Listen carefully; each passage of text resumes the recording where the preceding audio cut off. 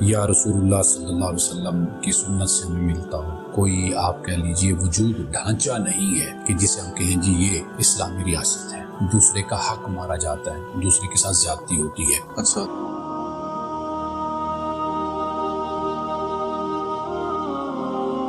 بسم اللہ الرحمن الرحیم۔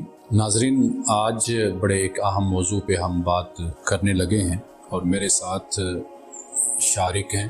اس سے پہلے ہم ایک مرتبہ علامہ اقبال کی فکر پہ بات کر چکے ہیں، تو آج جو ہمارا موضوع ہے وہ ریاست کے حوالے سے ہے کہ اسلامی ریاست کیا ہے، جدید ریاست کا تصور کیا ہے۔ تو آئیے ہم شارک صاحب سے پوچھتے ہیں اور بات کرتے ہیں کہ ان کے کیا سوالات ہیں، جواب ان کو آج چاہیے۔ جی السلام علیکم، وعلیکم تھینکس فار السلام۔ Having me. تو سب سے پہلے میرا یہی سوال ہے کہ اسلامک اسٹیٹ جو ہے اس کا کانسیپٹ کیا ہے ان جنرل؟ اسلامک اسٹیٹ کا ہرگز کوئی اس طرح کا سٹرکچر نہیں ہے کہ جو ہمیں قرآن نے یا رسول اللہ صلی اللہ علیہ وسلم کی سنت سے ہمیں ملتا ہو، یعنی کوئی ایسا سٹرکچر نہیں ہے۔ یہ بات صرف اتنی ہے کہ جہاں پر بھی مسلمان رہیں گے، جو جس بھی عقیدے جس بھی مذہب کو مانتے ہیں، وہ اجتماعی طور پر اپنا ایک نظام قائم کرتے ہیں۔ تو اسی طرح جہاں پر مسلمان رہتے ہیں تو وہ اسلام کے مطابق زندگی گزارتے ہیں اور اس کو اپنا ایک حکومتی نظام بناتے ہیں۔ تو یہ جو کچھ بھی ہے اس کو ہم کہہ دیتے ہیں کہ یہ ایک اسلامی ریاست ہے۔ ورنہ آپ دیکھ لیجئے سیدنا ابوبکر صدیق رضی اللہ تعالیٰ عنہ کا زمانہ ہے، حضرت عمر کا ہے، حضرت عثمان کا ہے، حضرت علی کا ہے۔ اس میں آپ دیکھیے کہ جو چناؤ کا انتخاب کا طریقہ ہے وہ بھی بالکل ایک دوسرے سے مختلف ہے، اور اسی طرح جو اس کا سٹرکچر ہے اس میں بھی تبدیلیاں آتی رہی ہیں۔ اصل جو چیز ہے وہ یہ ہے، جو ریاست کی ذمہ داری ہوتی ہے وہ یہ ہے کہ جو رہنے والے ہیں، جو شہری ہیں، ان کو عدل و انصاف ملے، ان کے حقوق ہوں، وہ مساوی طور پر جو بھی اس ریاست کے وسائل ہیں وہ ان میں شامل ہوں۔ تو اسلامی ریاست کا ایز سچ کوئی اس طرح کا سٹرکچر، اس طرح کا کوئی آپ کہہ لیجئے وجود ڈھانچہ نہیں ہے کہ جسے ہم کہیں جی یہ اسلامی ریاست ہے۔ اچھا، لیکن آپ نے جیسے کہا کہ ان کا سب کا الگ الگ اسٹرکچر رہا ہے الیکشنز میں چننے میں، اور آپ کو یہ بھی ہوتا ہے کہ جیسے اسلام کے الگ الگ انٹرپریٹیشن ہے، شیعوں کے الگ، سنیوں کے، دیوبندیوں کے الگ، ان کا جو سسٹم ہے کوئی ایسا، یعنی کہ کوئی ماڈل ہے کہ جس میں وہ الگ الگ انٹرپریٹیشن کے حساب سے ہی اسلام کو ہم کہ اسلامک ماڈل ہے؟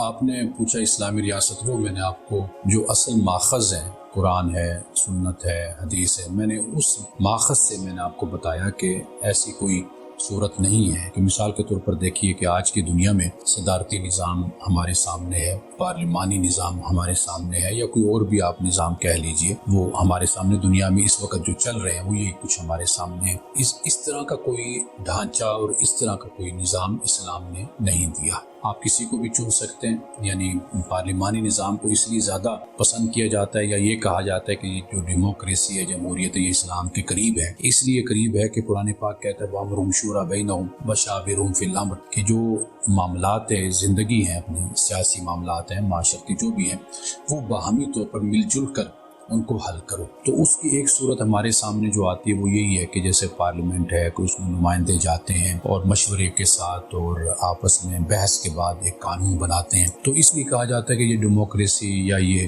جو پارلیمانی نظام ہے یا صدارتی نظام کوئی بھی آپ کہہ لیجیے، وہ اس لیے قریب ہے کہ اس میں سب کی رائے کو اور سب کے مشورے کو شامل کیا جاتا ہے۔